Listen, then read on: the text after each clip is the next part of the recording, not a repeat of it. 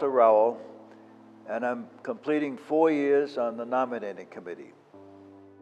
My name is John Kron, and I am rotating off as chair, the inaugural chair of the Stewardship Committee.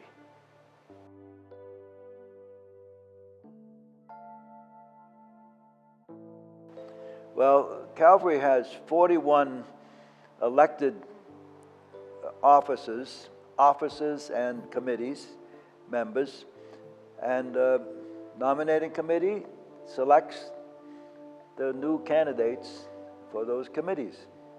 Well, a number of years ago, and I can't remember exactly how many, Ann approached myself and Susan Wirt and asked us to be co-chairs of the stewardship campaign that particular year. And I did that, and I enjoyed that. Stewardship has always been fairly important to me. She got the idea somewhere along the line. Walter's predecessor called me up and asked me to be on council after Ann had asked me if I was interested in being co-moderator, and I said no to that. But I said I was willing to be on council. So I was 3 years into council when Ann asked me if I would be interested in chairing her idea for a new committee, the Stewardship Committee. There would be a standing committee. And having had that experience, believing in the importance of stewardship, I said, sure, I'll give it a shot. She also promised me we'd only have to meet a couple times a year. That ended up not being quite accurate, but we don't meet all the time. It's not like we meet weekly or monthly even. But we have a couple busy times during the year. And I said, sure, I would like to do that. We brainstormed some people to be on that committee and put together our initial committee and got to work. And that was in 2019 was our first year of existence.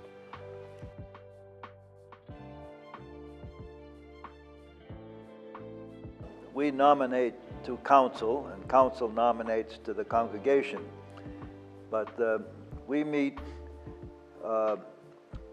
mid-November and look through the church directory to try to select a comprehensive list of people, a mix of male and female, and young and old, and new members and longtime members to lead the church. Start the calls until about the early December, and our people serve 2-year terms and are eligible for a second 2-year term. So first we're going to look at the people who are completing the first term and decide whether we want to ask them to repeat a second term, and those are the first calls we make. And when those are all filled, then we look at who's completing the second term. We have to get brand new candidates to take their place. Well, of course, the busiest time is preparing for the fall campaign and then seeing that through. And we start working on that as early as June. More likely, we have a meeting in July, and once the staff has decided on a theme for the year, then we've got some direction for what how the theme for stewardship that fall might dovetail with the church theme for the year. We finally put together the 5 weeks that we spend culminating in Commitment Sunday. And the Commitment Sunday is when people turn in their pledge cards, and that's kind of the goal, is to make that a moving and important ceremony.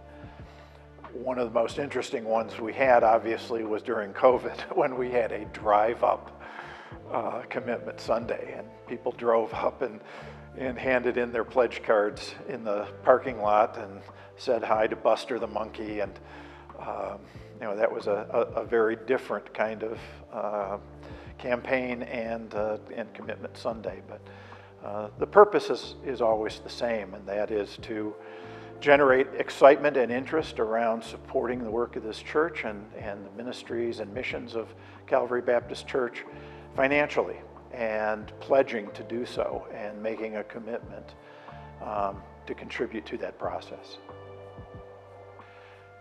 The biggest thing is putting together the fall campaign, and the most fun part of it, I think, is coming up with themes, coming up with ideas for that, and how to, what to name those things. And then this year we had some fun with the time to investigate stewardship, and the investigations were spread out over a number of famous detectives.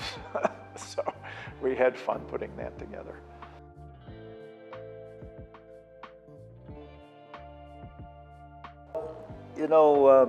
When you make a call to someone, you think you know them well, but you learn something about them, their experience at Calvary, or their, good or bad. And you get people that say, "Oh, no way." Well, that's not to Calvary, but it's to a particular assignment. And you might discover that they have another preference, and lo and behold, you find a good candidate for something you didn't expect. But then most of the time we get affirmation, even if they don't want to take the office.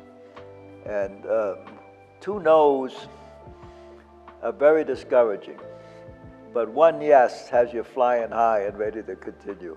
It was interesting because it was a new committee and there wasn't a precedent for it, so we didn't have things to fall back on. We really kind of created things as we went. The other thing that surprisingly, one of the big things I learned was about the finances of the church. I had never been on budget reconciliation before. I didn't know how many people pledged. Fewer than we have people attending church, I know that now. I don't know what people pledge. The Stewardship Committee is not given information about individuals. We don't have that information at all, so I have no idea how much any given person gives. I do know the range of gifts that people give, from the thousands of dollars, tens of thousands of dollars a year, to $100, $50 a year. Every gift counts. Every gift matters. But I was interested to see the range and the spread of that. Was not aware of that, and then to see how we go about working from what we want to do in a given year financially, and then what we're able to do based on the commitments people have made. And I think one of the things that helped me with that process was having had to do budgets for plays. We had a certain amount of money that we had to work with to buy props and to pay royalties and to build sets and make costumes and all of the things that go into making a drama production. And that helped me understand the budget process for the church as well. And that was useful information.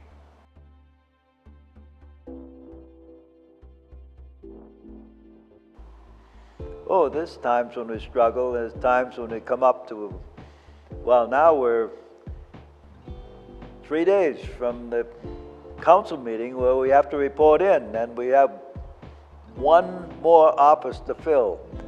But so it gets a little panicky. But no, it's a feared position. People are scared of the nominating committee. They're scared when the nominating committee approaches them, but no, most people are willing to step up and do their share. Yeah. In 2020, we were going to have a 1-day Calvary Gives Day, where we were going to do a 1-day campaign to try and raise some additional funds. We were going to do that in the spring. And it was set for April of 2020, but by April of 2020, everything was closed down. So we made it a slightly longer campaign. We had a focus on social media to advertise it and generate some interest and excitement, and made it a little slightly longer campaign, 2 weeks I think, but that was okay.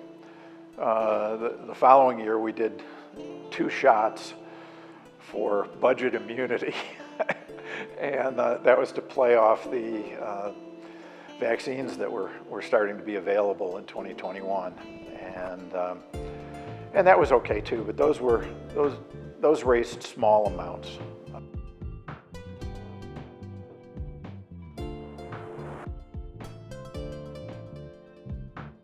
When we first joined the choir, they had officers.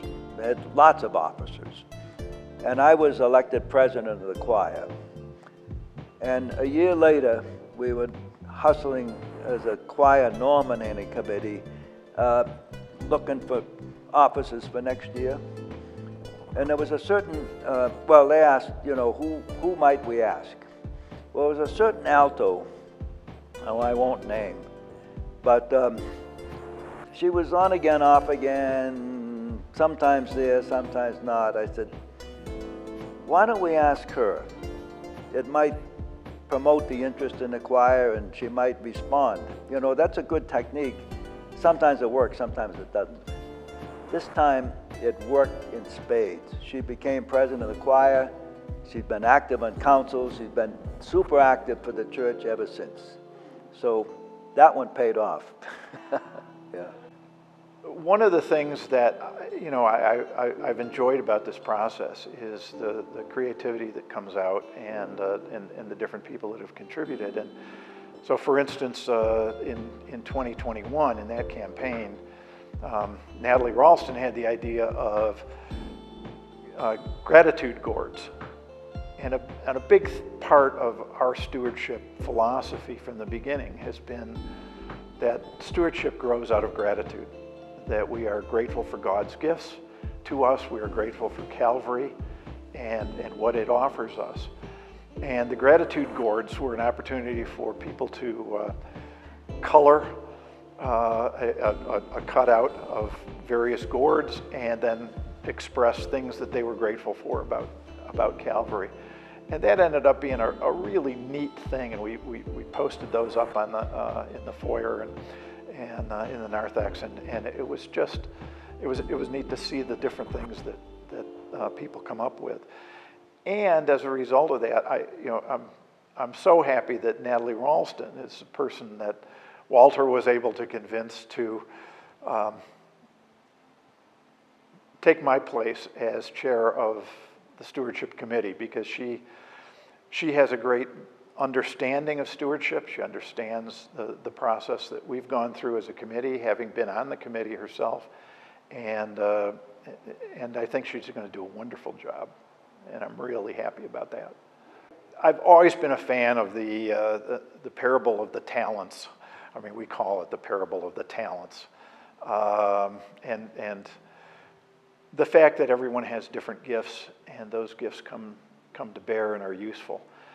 On the committee, it was very useful to have people who were worker bees, people who got jobs done, people who could take a task and see it to completion. We have creative people who have visions and ideas, and we have people who are wordsmiths and can come up with suggestions for editing things that we put out. And all of those skills are important, and they come together in a way that you can't necessarily foresee. But when you have a group together, you find out what the strengths and skills are, and you put them together in ways that where the sum of the parts is always greater. The whole is always greater than the sum of the individual parts. And that's an exciting process to see happen. And that happens throughout the congregation in all sorts of ways.